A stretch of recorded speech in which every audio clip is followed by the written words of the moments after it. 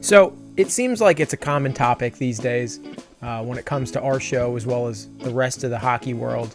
But today I wanted to take just a minute to talk more about the Vegas Golden Knights. So as it turns out, the Vegas Golden Knights did not finish their trademark before they announced the name and showed the logo and colors of their team at the end of last year. Now, what does this mean? Well, it means they didn't actually hold the trademark, which is not that big of a deal. It's a legal proceeding because they were still in kind of an approval setting. Rumor had it at the beginning of December that trademark was actually denied. A lot of people said that it was because of a college hockey team that uses the same name and a similar motif. Some people said it could have been because of the Army and their parachute team that uses the moniker Golden Knights. Just after that report, Vegas Golden Knights owner Bill Foley came out and said that was false and that wasn't the case. However, at the same time, the Golden Knights released a statement regarding it.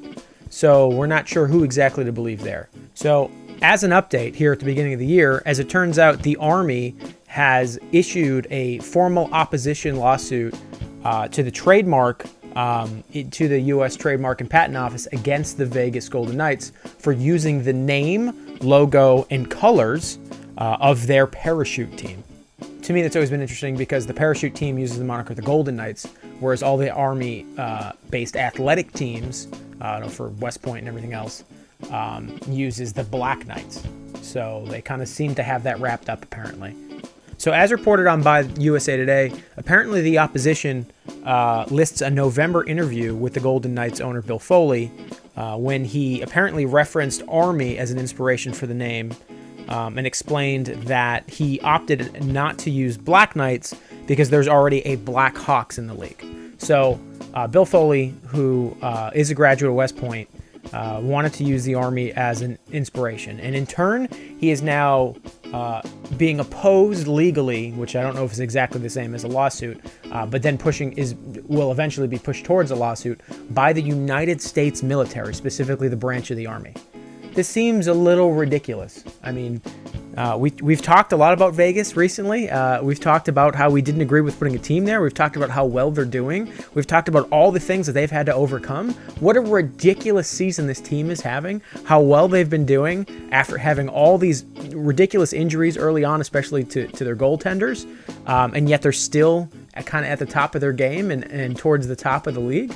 And now, as it turns out, if this is as serious as it appears to be, they might not even be called the Golden Knights next year.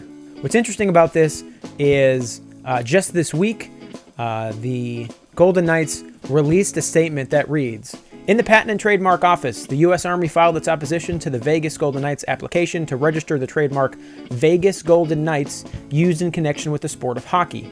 We strongly dispute the Army's allegation that confusion is likely between the Army Golden Knights parachute team and the Vegas Golden Knights Major League Hockey team. Indeed, the two entities have been coexisting without any issue for over a year, along with several other Golden Knight trademark owners, and we are not aware of a single complaint from anyone attending our games that we're expecting to see the parachute team and not a professional hockey game."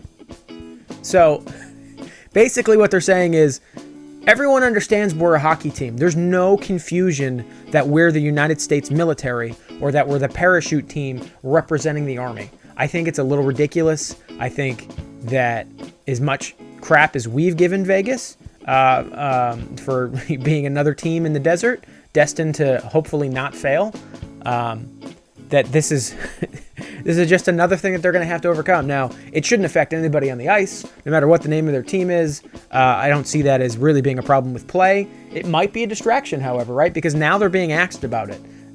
Marc-Andre Fleury was asked about it just the other day, and he kind of brushed it off as though it was no big deal.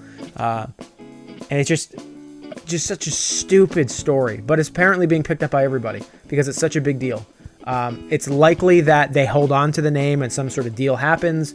It's most likely money. I've got to imagine a guy like Bill Foley, who is, again, a graduate of West Point, make some sort of deal with the Army to keep the name, but it's just like anything else. It's a cash grab. It's ridiculous.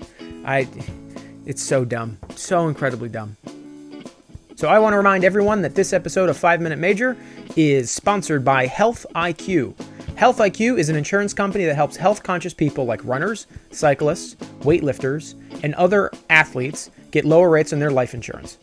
Go to healthiq.com/THS to support the show and see if you qualify. Health IQ is an insurance company that will help you pay less for your insurance by using your attributes as an athlete. If you're active in different apps like Strava or Runkeeper, you can use that information to put yourself in a better pool to save more money on life insurance. So make sure that you support the show and check them out at healthiq.com/THS. Yeah, so at this point, it looks like nothing outside of the rink is going Vegas's way, but so far everything on the rink is. Maybe this becomes the crazy, historic Cinderella story. It's only halfway through the season, so we have a long way to go, but so far it's been pretty interesting. I definitely think I would have to start betting on Vegas.